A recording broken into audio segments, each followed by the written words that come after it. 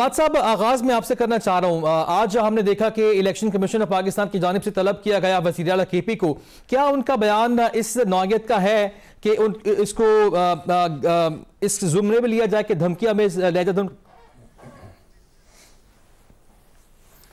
बहुत शुक्रिया। देखिए, इलेक्शन में अभी यही 3-4 दिन रह गए हैं और हरिपुर के जो डायनेमिक्स है या जो वहाँ की सियासत पर नज़र रखते हैं उनको मालूम भी है कि क्या सूरत हाल है, किस समत में विनिंग पोजीशन जा रही है। पहली बात तो ये कि सुहेल अफरीदी को वहाँ जलसा करने की ज़रूरत क्यों पेश आई? जब इलेक्शन की फ़िज़ा है, जब इस तरह के विजिट्स पर, इस तरह के जलसों पर सवालात उठ सकते हैं, कोई भी बात मुंह से निकल सकती है, तो फिर वहां विजिट करने की जरूरत क्या थी? इलेक्शन हो जाता, फर्ज करे उमर अयूब साहब की अहलिया जीत जाती तो फिर बेशक जाते, वहां पे जलसा करते, शुक्रिया अदा करते। और जब वहां पर गए तो इंतहाई जारहाना लहजा भी अपनाया।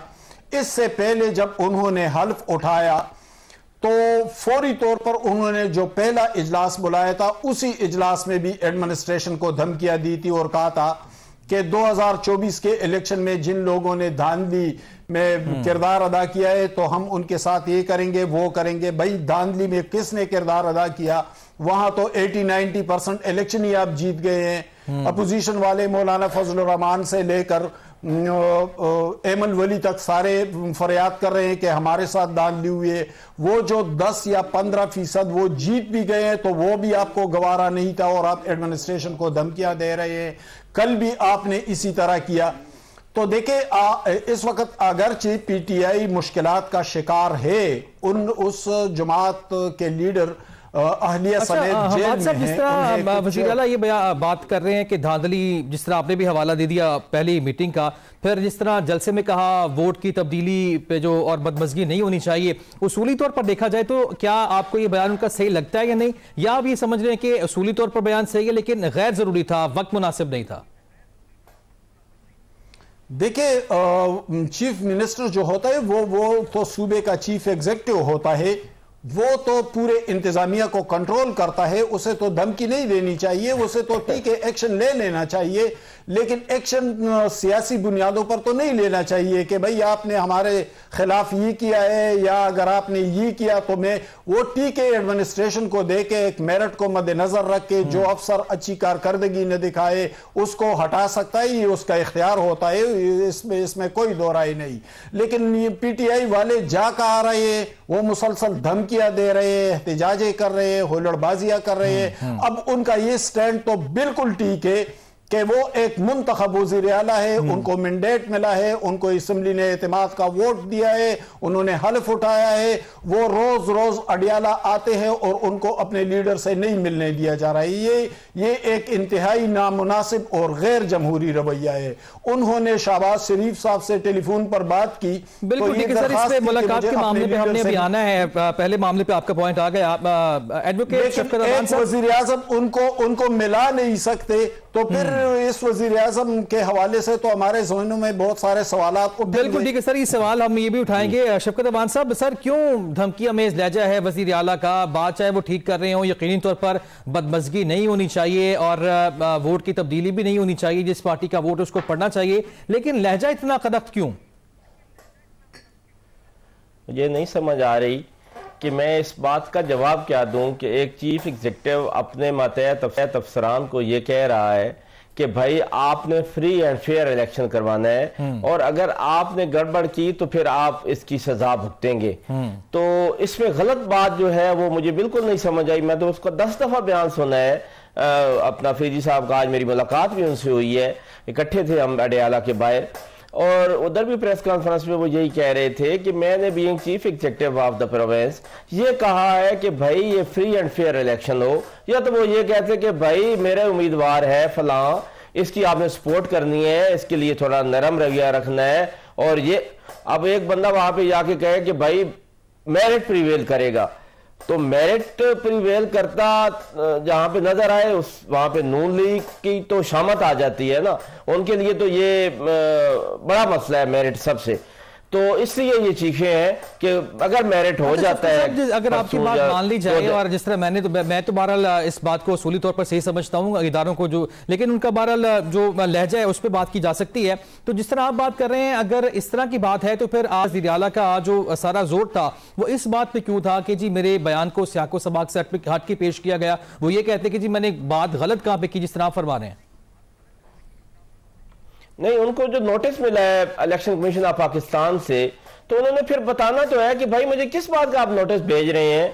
मैं बतौर चीफ एग्जीक्यूटिव अगर ये बात करूंगा, आप मुझे नोटिस भेज देंगे, मैं पंजाब में आऊंगा अपने लीडर से मुलाकात करने के लिए, आप मुझ पे FIR काट देंगे, तो फिर क्या आप ये वफाक के लिए अच्छा कर रहे हैं कि आप जब भी आपका वजीर आला आए दूसरे सूबे का, KP का, यहाँ पे एक तो आप 7वीं दफा वापस जा रहे हैं, आपने मुलाकात नहीं करवाई उनकी अपने लीडर से, और फिर आप उन पे FIR भी दर्ज कर रहे हैं, आप ECP की तरफ से उनको नोटिस भी भेज रहे हैं, तो फिर उनका लहजा क्या तल्ख भी ना हो?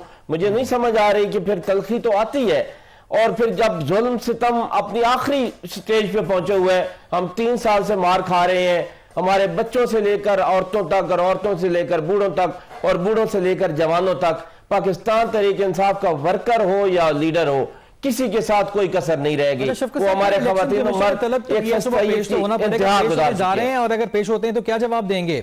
ये जवाब देंगे कि मैंने सही बात की है, या ये कहेंगे कि मैंने सियाको सबाक से हटकर मेरा बयान सामने आया? बिल्कुल अपने मौके पे वो अपना मौके वो पेश करेंगे कि जो मैंने तकरीर की है मैं उस पर स्टैंड कर रहा हूं और मेरी कोई बात गलत नहीं है। मैंने being chief executive of the province सिर्फ ये कहा है कि मेरिट विल प्रीवेल, और वो फिर भी कह रहे थे कि मैं फिर भी कहूंगा कि मेरिट होगा, कोई धांधली नहीं होगी। और मेरे ख्याल में उनकी बात ठीक है, बिल्कुल ठीक है। सेनेटर साहब की जाने मुझे जाना, दुरानी साहब आपको क्या मसला लगता है? इलेक्शन कमीशन ने तलब कर लिया वज़ीर आला KP को उनके बयान पे, और पाकिस्तान तहरीक इंसाफ का मौक़िफ़ है कि उसूली तौर पे तो वो गाइडलाइंस या हिदायत दे सकते हैं ना, और मेरिट की बात कर रहे हैं वो।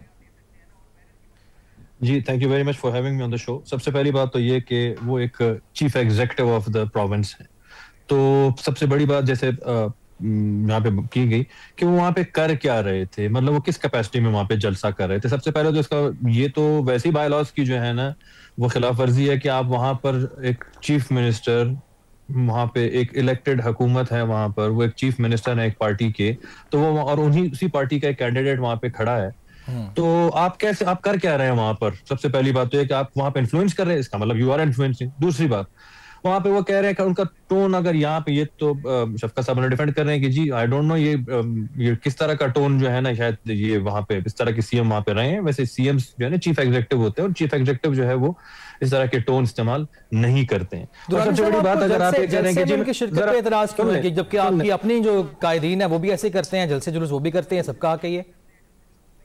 आप जलसा जुलूस कर रहे हैं, आप जलसा जुलूस वहां पे आप किसी जहां पे जब कैंपेन आपका हो रहा होता है तो आप वहां पे सरकारी मशीनरी, सरकारी जो है ना वो लोग आप वहां पे यूज नहीं कर सकते हैं एज पर द बायलॉज। और उससे इंपॉर्टेंट क्वेश्चन ये है, कोर्ट का ऑर्डर भी है। जी बिल्कुल, मैं आपको ये बता रहा था। उससे ज्यादा इंपॉर्टेंट चीज ये है कि अगर आप चीफ एग्जीक्यूटिव हैं, तो बीइंग ए चीफ एग्जीक्यूटिव अगर आप किसी को इंस्ट्रक्शन पास करें तो वो इंस्ट्रक्शन आप अपने ऑफिस में पास करें।